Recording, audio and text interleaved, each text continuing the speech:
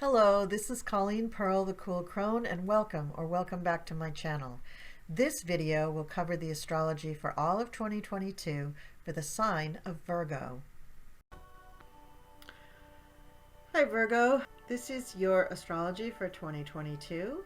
I hope you will also watch my general astrology video for 2022, where I speak in detail about all of the planetary arrangements that I'm going to be mentioning here.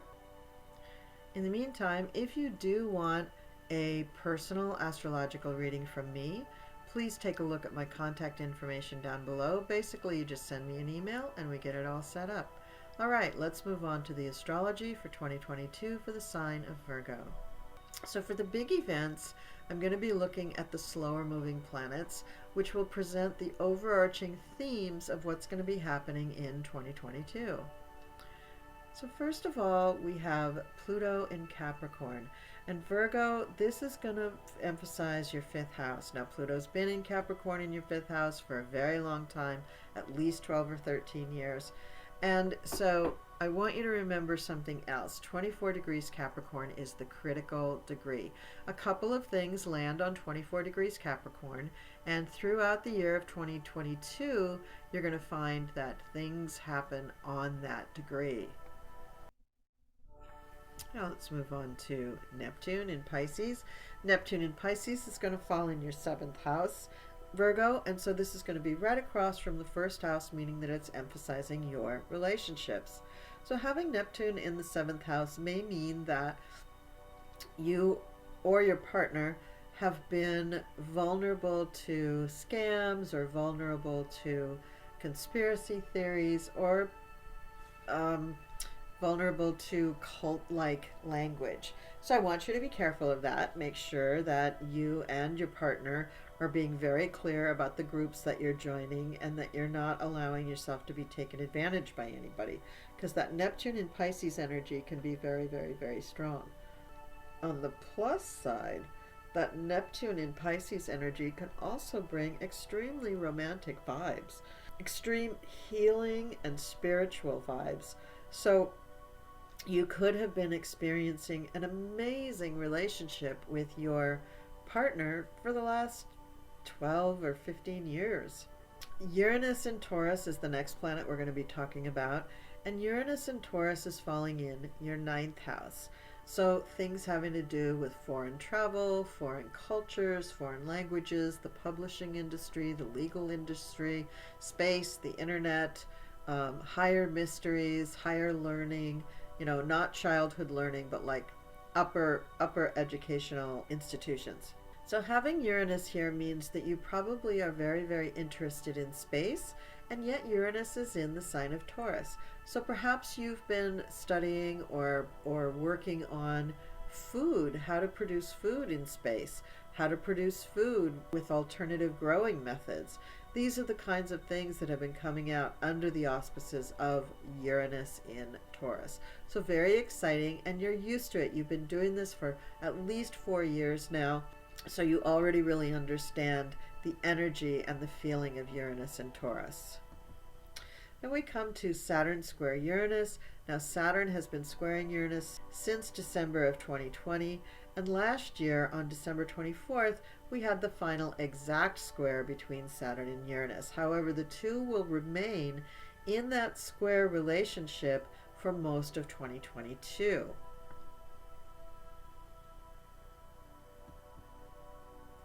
Let's now talk about personal planets. So Mercury is going to retrograde 4 times in 2022, and in 3 of those 4 times, it's going to retrograde starting out in an air sign and move backward into the preceding earth sign. So in January on the 14th, we have Mercury moving retrograde from 10 degrees 19 Aquarius all the way back to 24 degrees 23 minutes of Capricorn. And what does this mean? Well, when Mercury is retrograde in an air sign, we really focus on communications, and as a result, communications get a little messed up and confusing. So what we'll have in January is Mercury retrograde in Aquarius, where most people are going to be thinking about very, very high subjects like How do you solve the world food crisis? How do you solve the vaccination crisis? How do you solve the pandemic? Things that people can't really solve within the course of one conversation. And then Mercury will move back into an earth sign, in this case Capricorn. Capricorn's a very practical sign. So in this instance, actually the conversation about ending world hunger could be approached under the Mercury retrograde in Capricorn if you had enough time. Now, once Mercury is in Capricorn, people will start doing things because the earth signs want to produce something. The air signs are content with communication, but the earth signs are not. They want something physical, something tangible. And so in Capricorn, you're going to find people that want to start writing up calendars because Capricorn rules time, or they might want to start fixing all the doorknobs in the house or all the faucets, or doing something outside. So they're going to be doing something having to do with the earth or the house, or repairs around the house when Mercury is retrograde in Capricorn, and that's just fine. That's a perfectly good use of that energy. Then in May, we're going to have Mercury retrograding at 4 degrees 51 Gemini all the way back to 2605 Taurus in June. And during this retrograde, you're going to see the height of the air sign Mercury retrograde. This is when people are talking. One person's talking, the other person isn't hearing exactly what they're saying. That's going to happen over and over and over again. And once it moves into Taurus, then what you're going to find is people's energies move again more towards producing tangible things, not just talking. So you're going to find people who are again moving towards repairs. Now the thing with Mercury and Taurus, they want to cook for you, they're going to want to feed you, they're going to want to clothe you, they're going to want to make things for you. So clothing and things like that, that's what Mercury in Virgo, in Taurus rather, is really going to want to do. In September, we have Mercury in Libra retrograde, and that's when people are going to want to negotiate everything. So you're going to have Mercury in Libra retrograde that's wanting to talk all the way around an issue and not really come to any sort of decisions about how to handle things, because it's Libra, for one, and they don't make decisions very well, and two, it's a retrograde Mercury, so they don't have the ability to understand quite what the issue is. Now when it moves into Virgo, that's when you have somebody who wants to, give you vitamin supplements to help you feel better and make sure you're getting enough sleep, but they're also going to, knit you an Afghan in the meantime. Some things with Mercury retrograde in Virgo are going to tend towards doing handicrafts, doing things with your hands that are producing small items. But nevertheless, Mercury in Virgo wants to produce something tangible. The last retrograde of the year on December 29th is going to be in Capricorn totally. So you're not going to have any changeover from air sign to earth sign. And so the Capricorn Mercury retrograde is going to be much more straightforward. This is when people are going to try to start things and things aren't going to quite get off the ground. But nevertheless, they'll have something almost done that they can produce some kind of tangible result. Then let's move on to Venus. Venus is going to be in Capricorn in your 5th house. So this is going to be fun for you. You may start some sort of a love affair or have some fun with children.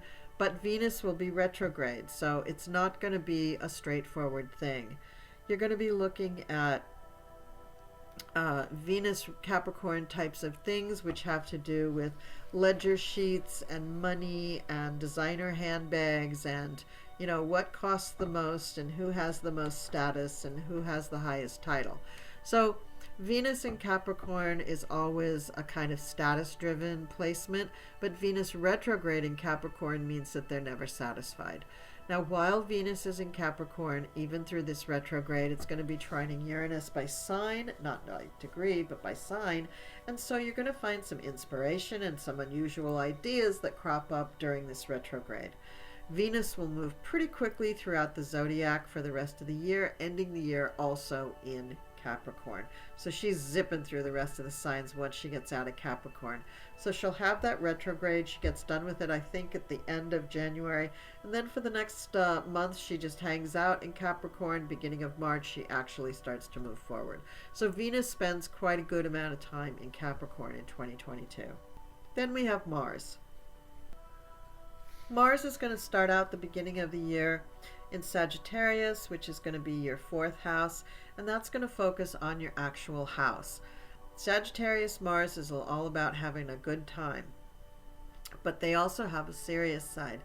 They also like things to be fair and for things to be done legally and for things to be done right.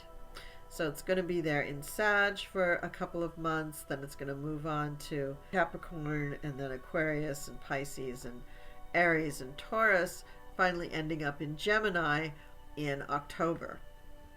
So Mars gets through about half of the zodiac during 2022, which is pretty much normal.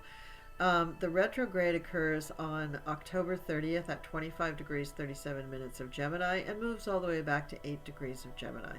So you're going to see that Gemini is super, super important to you, Virgo. And Gemini is unfortunately square to your rising sign if you have Virgo rising, or it'd be square to your sun. If you're Virgo sun, it'd be square to your moon if it's Virgo moon. But it's another mutable sign, so it's a square.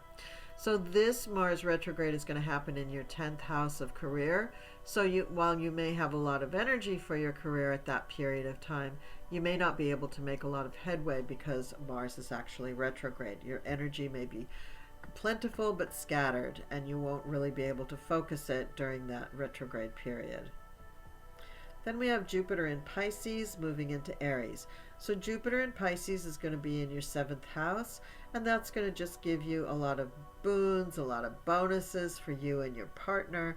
This is good, good, good for you. This is really feeling like the path that you guys want to go on, and so you'll enjoy Jupiter in Pisces in your 7th house quite a bit.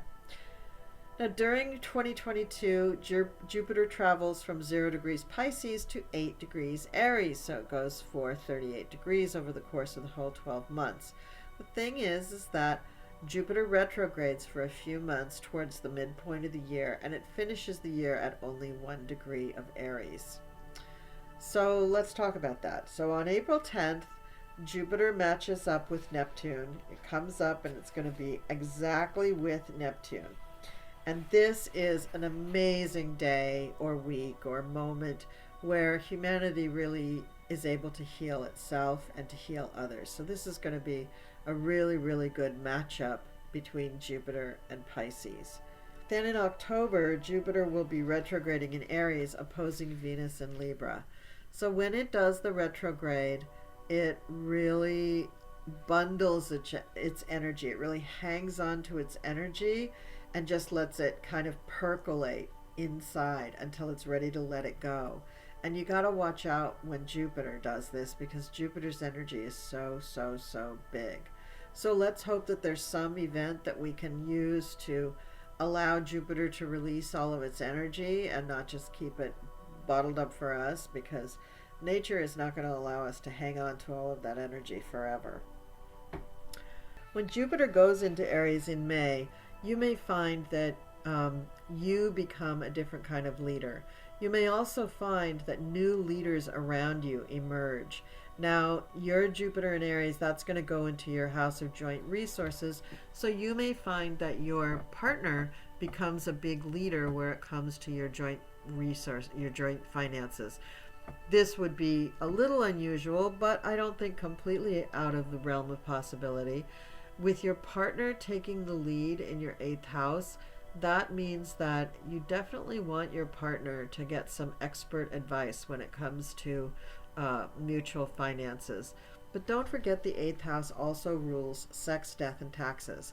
So anything to do with inheritances, get a lawyer. Anything to do with taxes, get a tax lawyer. Anything to do with sex, go to a therapist if you need to, or just enjoy it. But the 8th house also includes metaphysical matters and matters surrounding death. So if you have any issues surrounding death, again, you may want to talk to some kind of a therapist that specializes in death and dying. You may want to talk to a teacher about studying things having to do with metaphysics, instead of just exploring yourself, because you're coming off of that Neptune and Pisces energy, which makes you susceptible and vulnerable to charlatans. And that's why I say that. Other than that, there is no real bad thing about Jupiter going into Aries, into your 8th house. Saturn will be in Aquarius. That's going to be your 6th house most of the year. So it starts the year at about 12 degrees Aquarius. In June, it'll retrograde at 25 degrees Aquarius. And in October 23rd to be exact, it will station direct at 18 degrees 35 minutes Aquarius and ends the year at 22 degrees Aquarius, which means that Saturn really only moves 10 degrees from 12 to 22 Aquarius over the course of the entire year. So you may feel an incredible intensity when it comes to your job. You may feel like you're working harder than anybody else. You may feel like you're working very hard, but you're not making any progress. You may feel just put upon and obligated and not really being rewarded or recognized for a job well done with Saturn in Aquarius for 2022.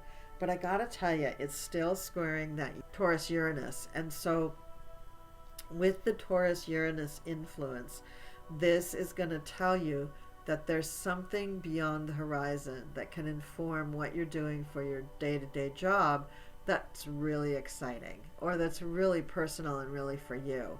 And so that's what you got to look at, Virgo. It isn't just the Saturn in Aquarius. It's also Saturn in Aquarius squaring Uranus, and then coming up to how does that benefit me, Virgo rising sun or moon, and how do I make that work in my life.